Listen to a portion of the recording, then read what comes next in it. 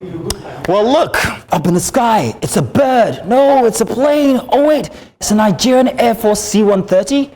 A Nigerian Air Force C-130. Well, ladies and gentlemen, forgive me. Well, I should have started with a proper greeting before drifting into childhood nostalgia. But welcome to this week's edition of Breakfast Extra.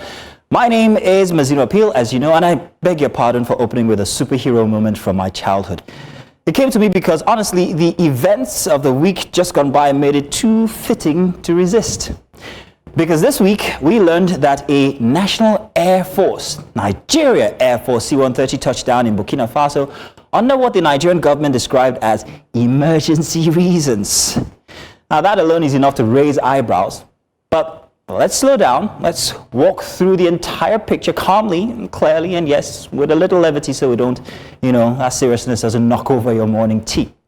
Now, listen, a C-130 isn't your everyday aircraft. It's the Army's all-purpose giants, the aircraft you send in when the mission is serious, troops, equipment, whole operations. It carries them without blinking.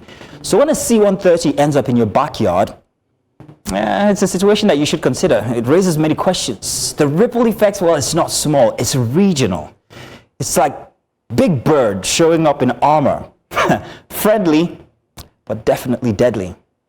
And let's be honest, Nigeria and Burkina Faso don't exactly exist on the same military scale. Let's make that clear now. One is the heavyweight of West Africa, while the other one is still navigating political transitions and leaning on, alliances. Now, what the size of the Burkina Faso army is will actually surprise you. Around 11,000, or let's say 14,000 active personnel, and that's including their army and their air force. And by the way, they have no navy. That's because they're a landlocked nation. Now, I say this not out of pride. It's simple reality. You can't compare a continental contender, Nigeria, with a nation that's still trying to stabilize its backyard. So, to be honest, if it came down to it, Nigeria can actually take over Burkina Faso with a stick. But this is where the layers start to show. Because depending on where you stand, the story wears a totally different outfit. In Nigeria, many people felt that shouldn't be a conversation.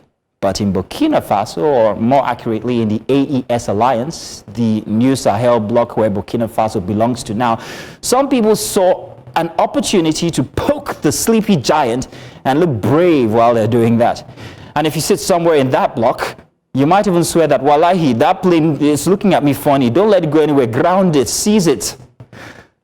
But ladies and gentlemen, it is funny, I know, until the confusion starts costing political capital, and it already is. And that confusion, well, it didn't arrive by accident. Because when two countries tell two different stories, people will fill in the blanks and their own imagination will do that for them. And imagination is cheap, it's fast, and it's often wrong. Nigerians, well, we heard one version. Burkinabes, they heard another version. And suddenly the public became the referees to a match that nobody even saw. And this is where Nigeria must tighten its communication. You can't allow silence to become a rumor factory.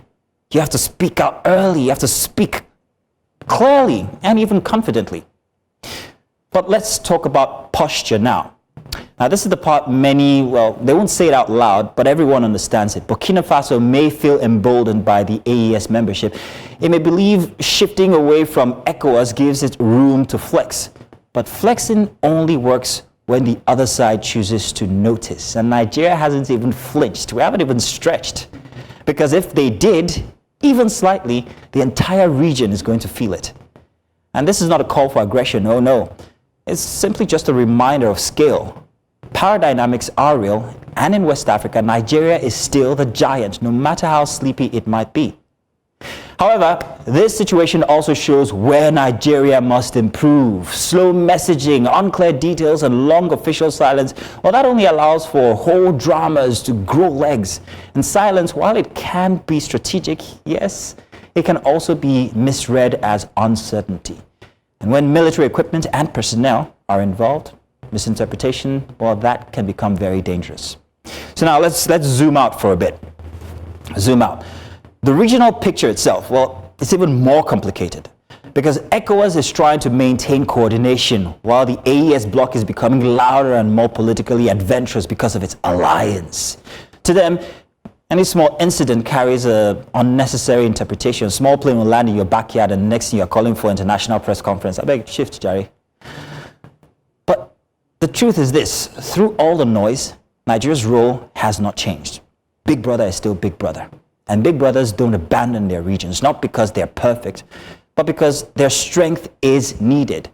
Democratic and ideological differences and disagreements aside, Nigeria remains the stabilizer, the country that can talk to everyone, the country that cautions anyone and still maintains peace. And that is why Burkina Faso and the entire region must understand something simple. Nigeria's calm should not be mistaken for weakness. Our silence is not surrender. Our diplomacy is not fear. When you carry the weight of a region, you don't just react to every single spark. You have to put out fires quietly until you can no longer do so. And when you finally speak, the room moves.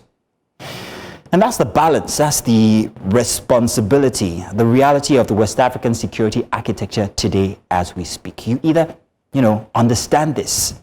So, Burkina Faso, you either take this, or in the famous words of Samuel L. Jackson, free our plane. Ladies and gentlemen, welcome to Breakfast Extra. My name is Mazina Peel, as I said from before, and today, je te présente, no, we're not in the AES. Let's present my host or co-host for today is none other than Inam Masso. Inam, you are welcome. How are you doing? I'm doing well, Mazino. Thank you so much for having me today. I've been grand. expecting and excited for this movie. You should be, because this is a very different kind of news show. It's not the regular stuff. We take it a little light here. So feel free to let your personality run loose and all, okay? Extremely excited. Fantastic. I'll come over there and let's get the show started. Welcome once again to Breakfast Extra.